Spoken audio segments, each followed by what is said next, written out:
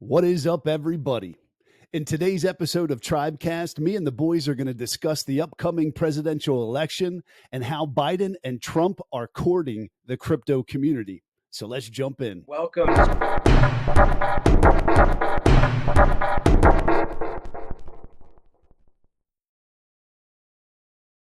Let's jump in. Welcome to TribeCast episode 3. Before we get started, though, I want to introduce everyone we have on the show with us today. They're all founders of Tribe Quokka. First, we have the mastermind, Brett, aka Doc Doofus. Doc, how are you today? I'm doing good, Dante. How about yourself, bud? I'm good. I'm glad to see you're in your Doc Doofus uniform as always. Always, yeah. I don't know if you're ever going to see me without this hat and glasses on. No, I know you have, but I don't know if the rest of the world will. I have, but that's only if it's like Saturday and we're meeting at a diner for some over medium eggs, right? Yeah. Next, we have the strategist, Chef X, Aaron, the technical wizard and cybersecurity expert of the team. Aaron, how are you today, bud? Dante, man, doing good, my friend. Doing good. Excited for this episode. Then, of course, we have the architect, the legendary entrepreneur, technical genius, and treadmill mile record holder, Chris. How are you, buddy? I have to turn off my microphone because I've been instructed to mute my microphone. So right now I'm not walking on a treadmill, but if I was, you'd be hearing noise from it. So Dante, I'm good. Glad to be here. Nice. Well, at some point you might jump on that. We'll see. And finally, the virtuoso, the incredibly talented artist of Tribe Quokka, John, aka Broba Fett. What's up, buddy? How you all doing? And I'll state it again. I am just an artist, so whatever I say is probably wrong. Just yeah, no, I'm feeling you, buddy. I'm in the same boat. Well, okay, so we have an election coming up in 4.5, 5 months, and it appears that there is a significant new issue for voters and candidates to consider this year, and that issue is something known as the Cold War. No, it's not the Cold War. Everyone knows Rocky Balboa ended the Cold War in Rocky IV. The issue is cryptocurrency, and some are even going so far as to term this upcoming election the Bitcoin election. So just a few stats that I dug up for background before we kick this off. So here we go. Did you know 1 in 3 voters have become more interested in investing in Bitcoin or some other crypto since the Bitcoin ETF approval? Did you know the price of Bitcoin is higher than in any other election year, just under like 66,000 at the time of this recording? 47% of voters say they expect to include crypto in their investment portfolio. There are currently over 50 million Bitcoin and or crypto holders in the United States. And finally, 62% of Gen Z and Millennial voters believe crypto and blockchain technology are the future of finance.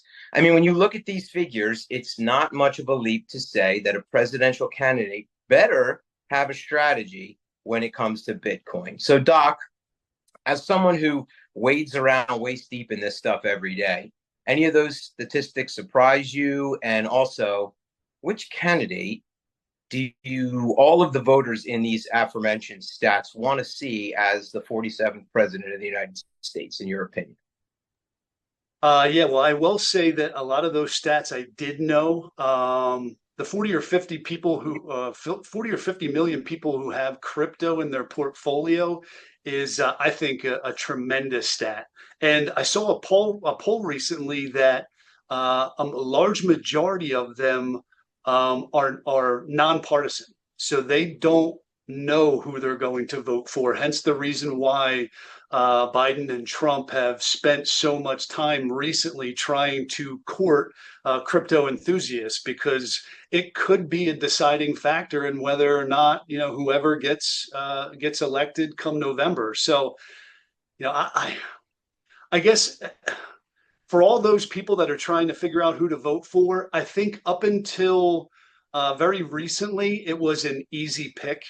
the Biden administration, the Democratic Congress, as well as the SEC has been not only anti-crypto, but the SEC especially has really tried to enforce these ambiguous rules that it's really hard for any large crypto corporation to abide by. And there's no clear regulation. Now, I know Fit 21 came out recently, and it's going to take a while to implement, and there may be some clarification there. But until recently, it was Trump all day. It was an easy decision. Now, over the past couple of weeks, Biden and company have definitely started to soften their stance.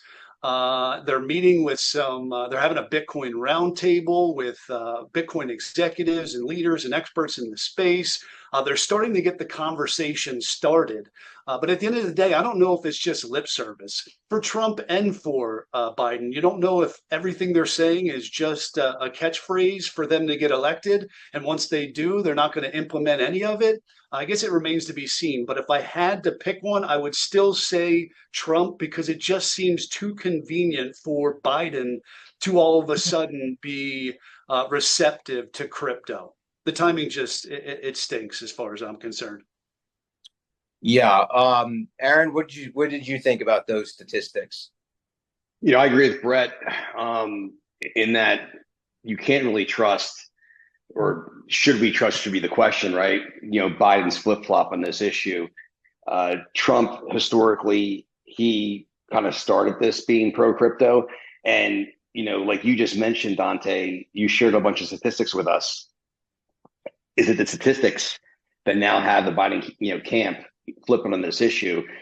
Trump, he's made negative comments about crypto early on, but that could have just been, and of course, none of us can speak for any of these candidates. At the end of the day, we don't know where their heart is on these things. But if we just look at their actions and how they vocalize their support or their non-support of these issues, is Trump, he never was against crypto. He's made negative comments about it where he thought it was a scam. He was scammy, but I think we can attribute some of that to just his lack of knowledge.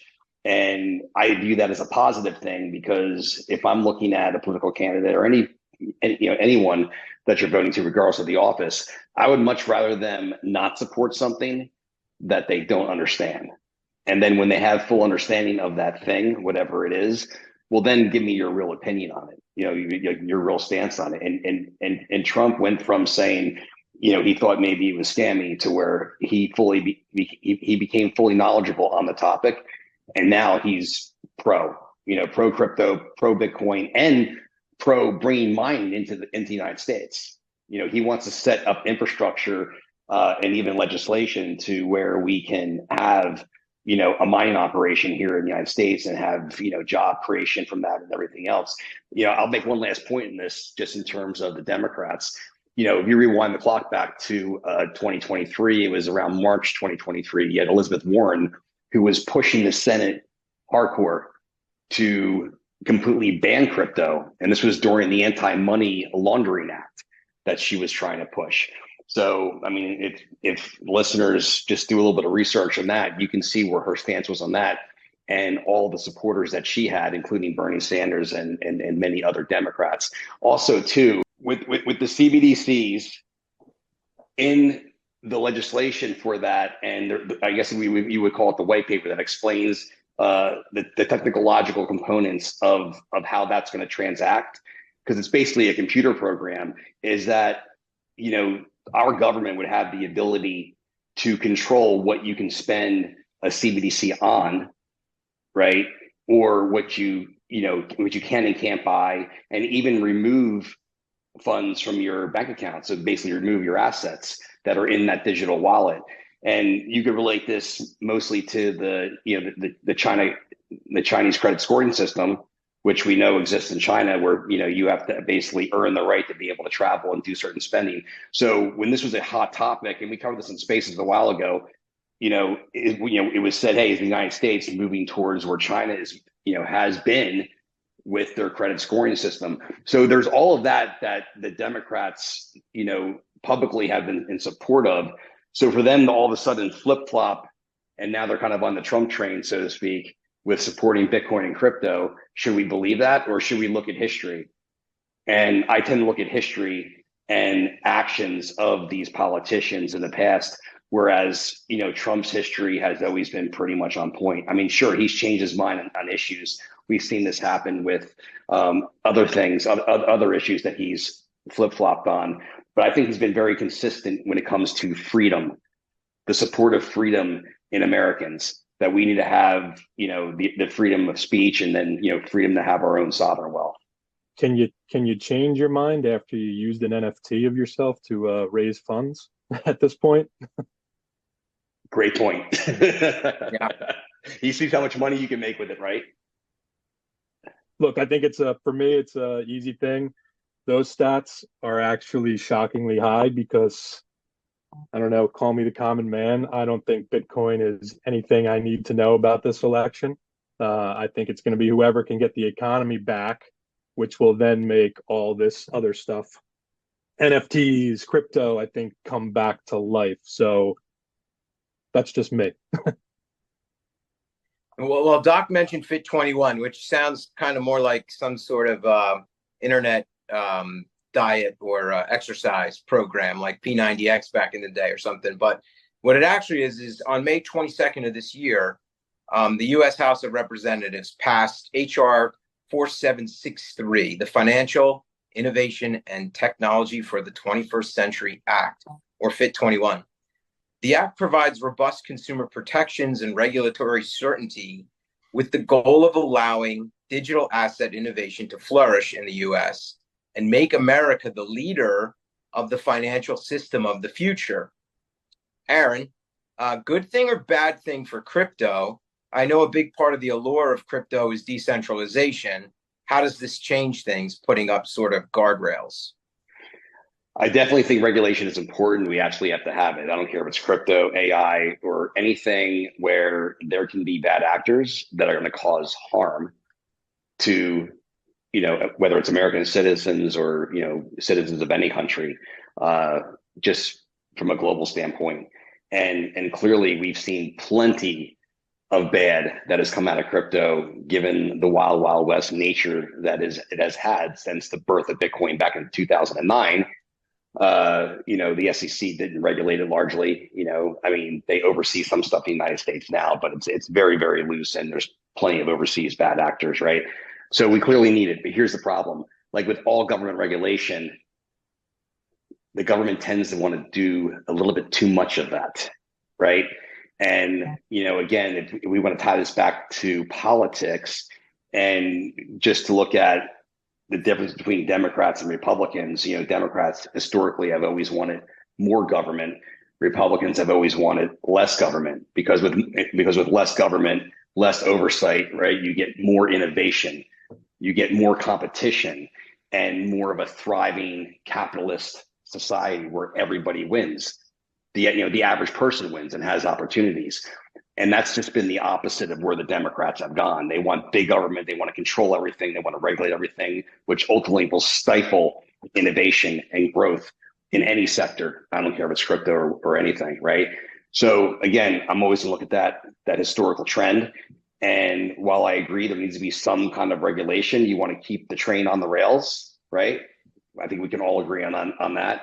It's going to be, we're going to have to really watch closely how this current administration and also too, if things change hands and Trump's in office, we're gonna have to watch them like a hawk too, and see where this thing's going, and just hold our those who run our government accountable for their actions. Chris, in the planning stages of Tribe Quokka, how nervous were you, as someone who's created and founded a lot of successful businesses that have rules and regulations? How nervous were you to get into something like that, where it was kind of like, as Aaron said, like the Wild West? And would this have been a little bit more comforting? So mainstream adoption of pretty much anything is going to have regulations, and it actually is a signal that it's being adopted in that way. I mean, like when the election in 2016 occurred, there was only like 5 million people in the entire world that owned cryptocurrency. And today it's like 600 million people own cryptocurrency. 40% of adults in the US own cryptocurrency. I mean, it's actually the adoption of crypto has been staggering, way faster than I expected. I think when there is regulation, like I'm saying, it is a signal that it's being adopted, but it will allow for more adoption because large corporations, funds, they will be able to invest in it because of those guardrails that are in place. So I think that it's a great signal. And going back to the presidency, where we're at right now, is that we're finally at a time where the crypto community is so large that politicians have to come up with support for it. And I think this is really good because out of the issues that we're faced right now, it's like the Republicans take one side, the Democrats take another side. But with cryptocurrency right now, they're both taking the stance of pro. So this is really good regardless of who even wins the election, because they're going to state a lot of promises. And I think all those promises are good for cryptocurrency. Yeah, well said. So, Doc, let's talk about President Joe Biden's administration with Bitcoin and crypto a little bit. Aaron mentioned it a little while, but what was SAB 121? Why was it vetoed by the president? And how does it jibe with his current position that his party is taking on crypto leading up to this election? And when you look at those two things, how much faith do you have that he's really behind it? Well, SAB 121 was something the SEC put out that basically, I think it was enacted in 2022, and this is a recommendation. It's not a full-blown requirement that any bank that holds crypto for their customers needs to keep it on the books, which is different than any other asset in custody across the board. So it stymied companies from being willing to go this route because the financials didn't work out. Now, it got bipartisan support in the House and the Senate to overrule this SEC recommendation. But for whatever reason, Biden decided to veto it. I'm not really sure why he decided to do that. It seemed like a slam dunk to me. It had the support it needed. There were a bunch of big banks in favor of this. And you know that, most of the time presidents like to, do what the big banks want them to do. But for whatever reason, Biden said no. Now, whether or not there's other ways to get around it, it remains to be seen. With Fit 21, I think the biggest thing with that bill is they're going to change how crypto is classified and divided, whether or not it's a restricted digital asset and going to be under the umbrella of the SEC, or a digital commodity, which will be regulated by the Commodity Futures Trading Commission. So this all will take a ton of time to enact. They're not going to be able to execute on any of this stuff for months, if not years. So, in the meantime, we got to take their word for it. I, for one, find it very difficult to swallow what the president is telling us right now. Like I said a number of times, it just seems like lip service to me. Well, let's be honest. Come election time, we're going to get a lot of, talk of what people want to hear, right? And then there's also the whole. I think I'd rather see them start regulating AI instead of anything else with Bitcoin and crypto at this point. Like, that seems to be the more dangerous thing as we go forward with this stuff.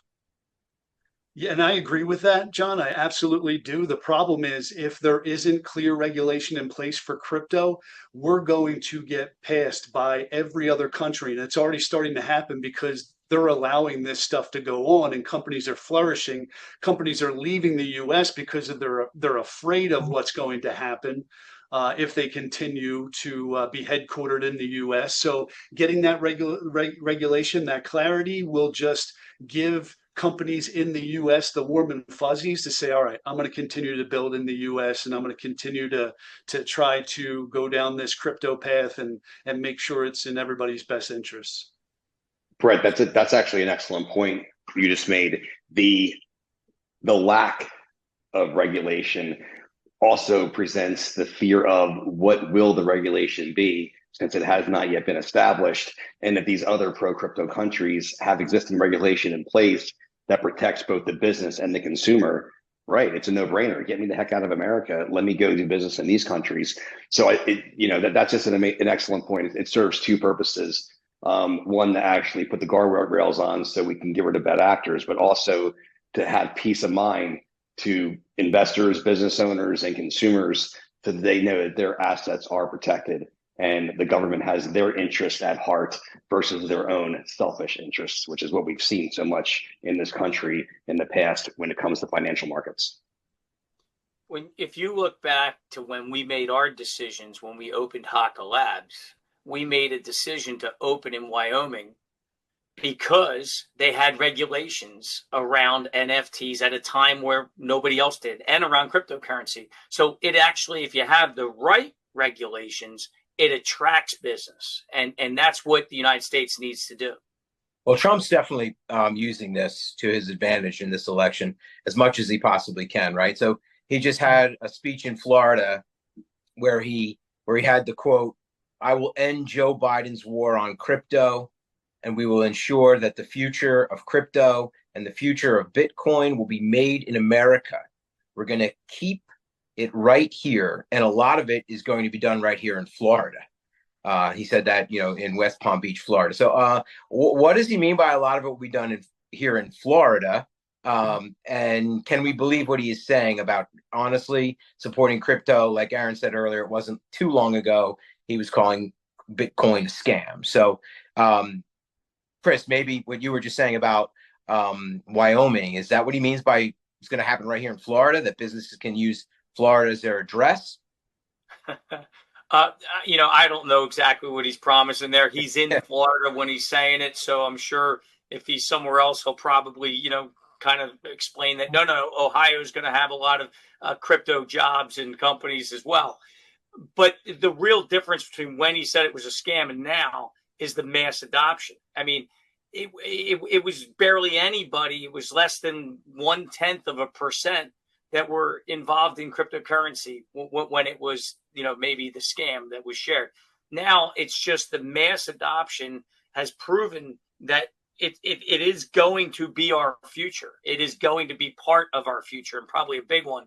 So now it just makes political sense. It makes common sense for the candidate to be pro crypto. And that's what he's doing. He's smart. He's faster to the pulpit than Biden, but Biden's seeing it, and he's going to do the same thing. And once again, I look at this as like, just a really positive thing for cryptocurrency.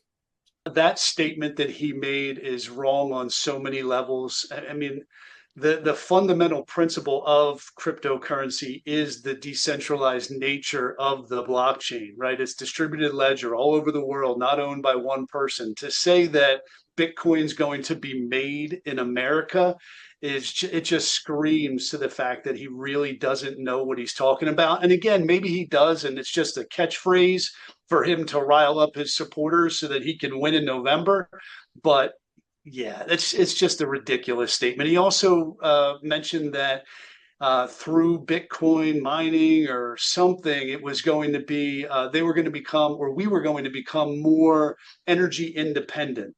And I always thought of Bitcoin mining as an energy consumer, not an energy creator. So where he made the connection there, I have no idea.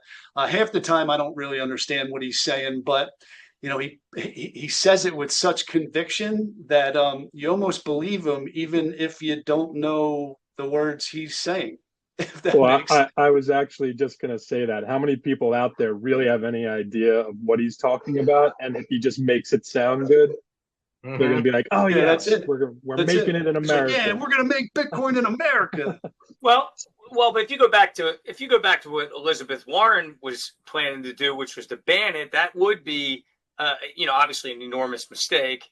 But that would not, you wouldn't be able to open businesses that are involved in cryptocurrency. So the fact that Made in America, I think that it's good that America is going to allow people to open businesses and be a part of this, Web3 economy.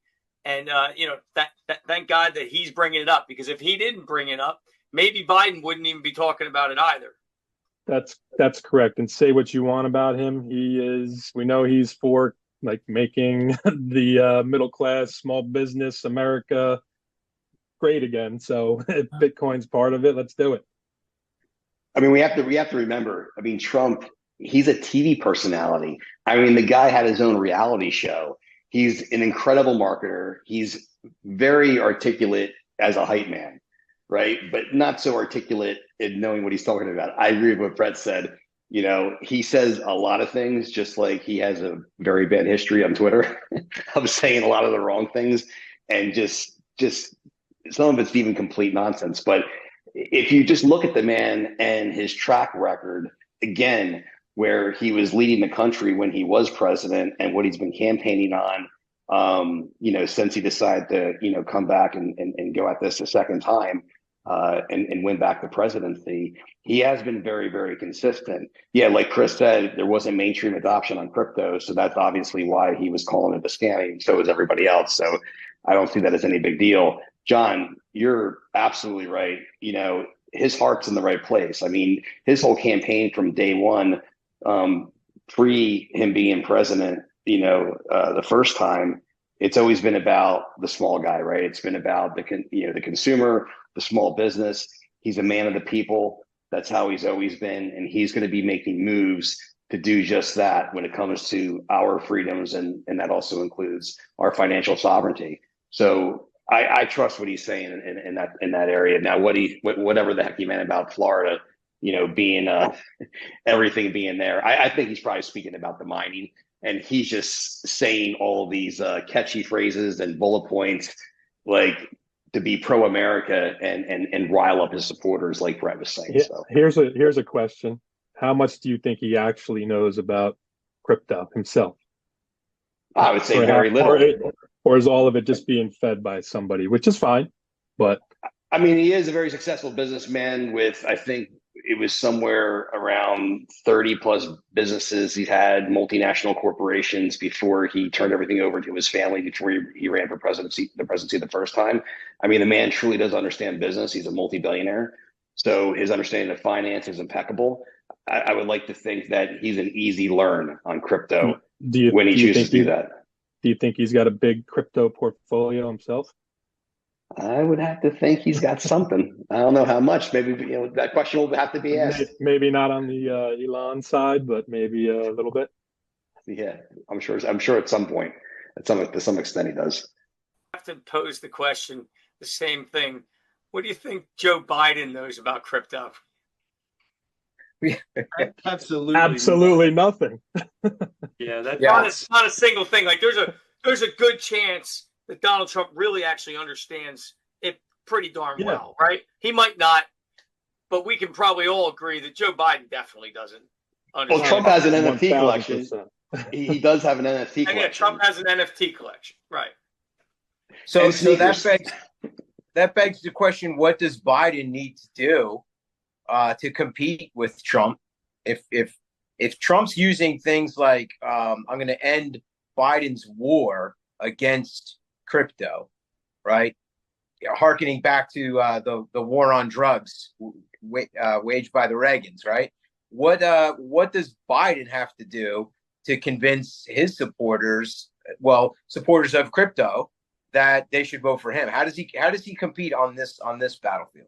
It's going to be tough for Biden to do that unless they're just not really paying attention to what happened over the past 3 years. Now, a lot of crypto natives or enthusiasts who are Democrats, they're not just one single issue that they're voting on, right? They maybe it's abortion or whatever the case may be. Right? I don't have to list them all off. They're going to continue to vote for Biden regardless, especially now that he's starting to soften to crypto. But those ones that are kind of straddling the aisle, the independents or the undecideds, If I'm looking at it just from a crypto perspective, it's kind of an easy choice for me. I'm going to go with the guy who's been saying pretty much the same thing for quite a while now, as opposed to the guy who just started saying what I wanted to hear as we're getting closer to the election.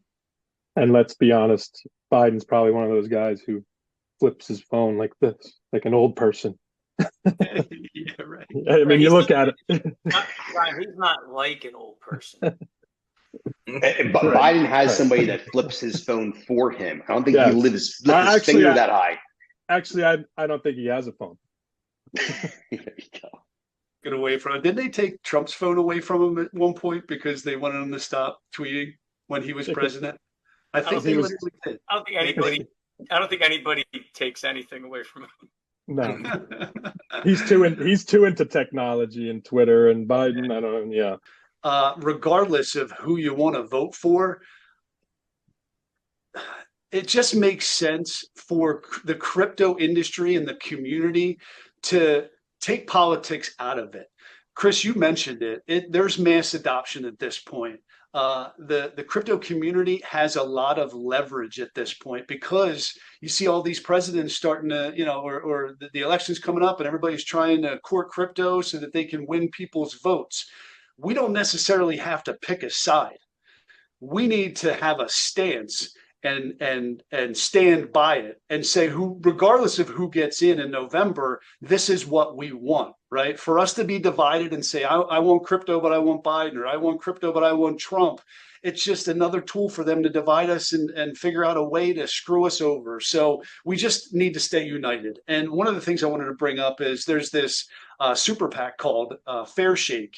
And it does just that. I think it has over $125 million in its coffers that it's going to throw at whatever candidate is behind crypto and going to do, like I said, the things that we want them to do. So again, I just feel like it's not a right or left kind of thing. It's we're crypto. We need to stand up and believe in something and ask for something. And regardless of who's in office, this is what we want. And if we play those bipartisan politics, we're just, we're getting down in the weeds with them. And I don't want to get down in the weeds with them. So let's just give it a scale of 1 to 10 trust meter. Scale of 1 to 10. How much do you trust Trump to be supportive of crypto fully going forward? I'll give him a 4. Oh, I can't remember. So what's Biden's score? I'll give him a 2. Mm-hmm. I don't trust any of them. Yeah. Aaron? Wow, Brett, man, I'm surprised. I thought Trump would get a little more than a 4. I'm telling you what, I'm going with an 8.5 because even when that man is told what he should be doing, he does not do it. And if he's going to be a man of the people, he's going to have to go forward. So I would have said a 10, but he can't do anything 100% without having support of some of these other agencies that are going to be the ones putting these regulatory regulations into action. But as far as Biden goes, here's the problem, and this is not just about crypto; it's about really everything. Who really is running the Biden administration? Is it Joe Biden? Is it somebody else behind behind the curtain pulling his strings? I think we can all relate. That the man is not capable of actually running this country himself. I mean, just the collection of gaffes over the past 4 years is enough for us to agree on that. So when I'm looking at this, I don't see it as just Joe Biden, wanting to support or not support crypto. I'm looking at it as, every single person that is controlling him, what he says, or I should say what the teleprompter says, that are the ones we have to worry about. And I think that's been the issue the whole time, is that when you hear from Trump, what he says is what he does, good or bad, whether you agree with him or not. You just can't trust anything that comes out of Biden's mouth because you don't even know who's actually saying that. So I'm gonna go with a 1.5% on Biden there, and 8.5 on Trump. That's where I'm landing. Hey, and Aaron, I just got to ask. So let's say Trump is trustworthy. Everything he said he's going to do, he's going to try to do. You brought up a great point. Execution is a lot different than promises, right? Even if he wins the presidency, the Democrats might win the House. They might take back the House. And now we're in a situation for the next 4 years. They're just butting heads and nothing's getting done. And, again, we're in this position where because of the divisiveness, we're never able to do anything that helps the country. So again, we got to rise above politics and Democrat, Republican. We just need to figure out what we want and then make whoever's in office do it. Brett, I couldn't agree more. And it at the end of the day, it has to be about the people, about American citizens, not about those in office and the divisiveness and, one camp over another camp. Because to that point you just made, what we saw during Trump's presidency is there was a lot of good things he was trying to do that he just simply got rejected on just because of who he was. The left wanted to destroy him from before he was even in office. And yes, he was able to get a lot of things pushed through, but there was so much resistance along the way. It's like if they could have just let him do his job and just serve the people the way that he was wanting to, we would be in a much better position today. So I couldn't agree more. There needs to be unity across the board. And listen, I blame both sides. It doesn't even matter who you lean towards, left or right. I think we all can agree on the side of unity, and that they simply have to be working for the people and not working for themselves, and just trying to put the stops on all the good work that one candidate's trying to do over the other. John, last question. So the Donald Trump administration comes to you as an artist and asks you to design the new hat, make Bitcoin in Florida again. What does the hat look like, buddy? Well, first I was going to say that both Chef there and Doc Doofus gave their whole number and half number scores, and as the great Dave Portnoy says, those are rookie scores. So I would like to give my score first. Trump 6.4. I still think he likes the green dollar bills, the real stuff that goes in the pocket. But I think if we promise him that his face will be on the Bitcoin, it might go to a 9.9. Then Biden 0.2, not happening. There is no possible way that guy is in touch with anything that comes with all of this we're talking about. As for the hat, I don't know, something gold that says keep Bitcoin in Florida or make Bitcoin great again or something. Gentlemen, thank you for your time and thoughts on the crypto and the upcoming election discussion today. That's a wrap on episode 3 of TribeCast. Remember, like and subscribe and follow us on all socials, and we will see you next time from TribeCast. Thank you.